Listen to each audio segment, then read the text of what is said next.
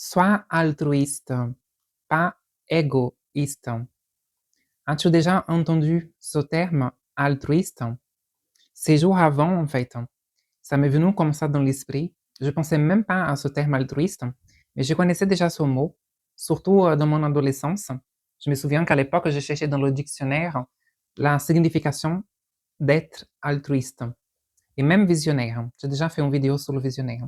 Mais ces jours avant, ça m'est venu à nouveau dans mon esprit ces deux mots, altruiste et visionnaire. Et là, je me suis dit, waouh, peut-être ça c'est un signe que l'univers m'envoie ça. Et j'ai décidé de faire des vidéos maintenant, spécialement pour toi, sur l'altruisme et sur l'être visionnaire. Donc en fait, un être altruiste, c'est l'opposé du égoïste. Ego en latin, c'est moi, je. Donc on est un altruiste, c'est un être opposé d'une personne égoïste. C'est un être en fait qui pense avant tout à faire le bien sans voir à qui. Il y a une expression au Brésil, on dit ça, faire le bien sans voir à qui. Cela m'a fait penser en fait. Quand j'étais adolescente, je me souviens, j'allais à l'école en bus scolaire et une fois en fait le bus, il a marché, il a roulé dessus un chien. Il a roulé dessus un chien en fait et j'ai entendu les bruits des os qui cassaient et le bus faisait comme ça en fait.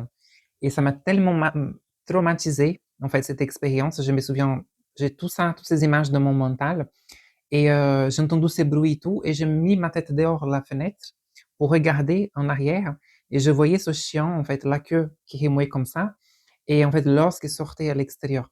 Ça m'a traumatisé énormément. Je me souviens que je commençais à pleurer en fait, sans arrêt. Je faisais comme ça.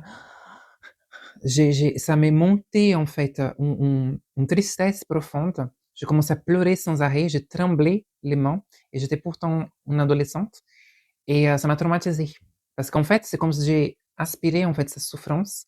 Comme j'ai toujours j'étais une personne honnête, très empathique, donc cette expérience m'a marquée. Et en fait, aujourd'hui, je vais partager avec toi ce terme, ce que c'est une personne altruiste. On a tous cet altruisme en nous, surtout les enfants, en fait. Tous les enfants, ils ont cette bonté de cœur depuis qu'il est né. Parce que les enfants, ils sont des êtres purs, transparents.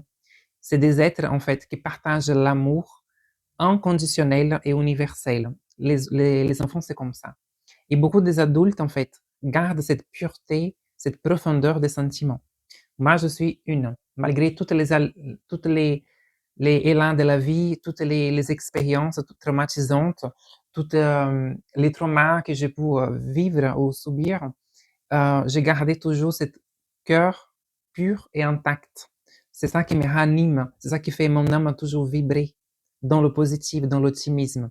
Et aussi parce que beaucoup des enfants, beaucoup de vagues de volontaires, ce sont aussi des êtres des stars, c'est des graines d'étoiles, comme dit. C'est des êtres, j'ai déjà parlé ça dans une autre vidéo, qui sont nés avec des brins d'ADN activés, des brins supplémentaires activés. Donc, on est plus connecté, en fait, à la source, à l'univers. On a beaucoup d'empathie, d'hypersensibilité déjà innée en nous. Voilà. Donc, en fait, cette expérience m'a beaucoup marqué. Et en fait, les êtres altruistes, des fois, ils ont ce sens de se sacrifier eux-mêmes pour les autres, dans le sens de penser toujours aux autres avant lui ou elle-même. Ça, c'est une caractéristique aussi d'une personne altruiste.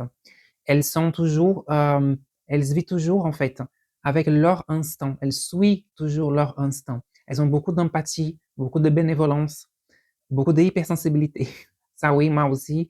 Et aussi, ces êtres, ils ont beaucoup de la sensation de plaisir et de récompense en aidant quelqu'un. Après avoir aidé quelqu'un dans la rue ou des choses simples de la vie quotidienne, tu reçois en fait cette sensation, c'est comme si c'était un paiement divin d'une sensation de bien-être. C'est comme si ton cerveau libérait en fait de l'endorphine ou des hormones positives en fait qui fait du bien, qui harmonise ton esprit. Tu sens cette sensation d'avoir fait en fait ton devoir. C'est ça le mot.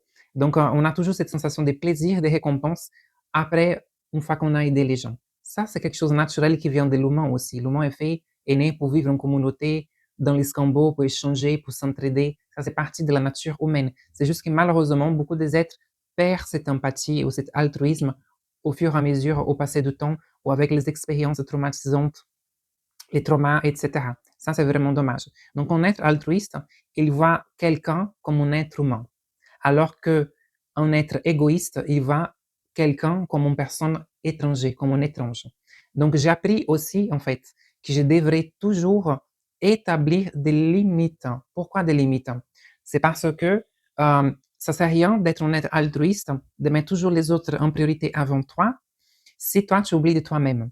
Parce que ton corps, c'est un temple. Notre corps, c'est un temple, c'est divin. Donc, on doit prendre soin de ce temple, de ce corps, de notre énergie, de notre fréquence. On doit protéger tout ça, établir des limites propres, aider à soi-même avant les autres. Pourquoi? Pas dans le sens égoïste, parce au moment que tu commences à aider soi-même, à protéger ton énergie, à garder l'harmonie dans ton corps, etc., tu seras apte, en équilibre et en harmonie, et préparé, prédisposé à aider les autres, en fait, de la meilleure façon. Donc avant, je faisais souvent des fois de me sacrifier pour aider les autres, même si j'étais pas bien émotionnellement, ou si j'étais sans énergie, ou très fatiguée, ou très épuisée. Et je faisais ça parce que je sentais dans le devoir d'aider les autres, toujours en pensant avant les autres, avant de moi-même. Et ça, c'est une erreur.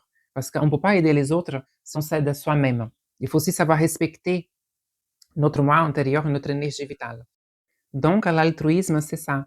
Il faut prendre soin de soi-même avant de penser à prendre soin des autres, surtout sans épuiser ses énergies vitales. Voilà, j'espère que tu as bien aimé ce sujet sur le mot altruisme. J'espère que ça a bien t'aider. Pense à partager cette vidéo à des amis, à des personnes que tu penses qui sont aussi altruistes. Laisse un petit commentaire ici de ce que tu penses sur ce sujet. Je suis sûr que tu es altruiste aussi. Abonne à la chaîne si tu as aimé cette vidéo et pour être informé des prochaines vidéos qui vont venir à la suite. Je te laisse un gros bisou et à bientôt à la chaîne La Magie de la Sagesse. Bye bye!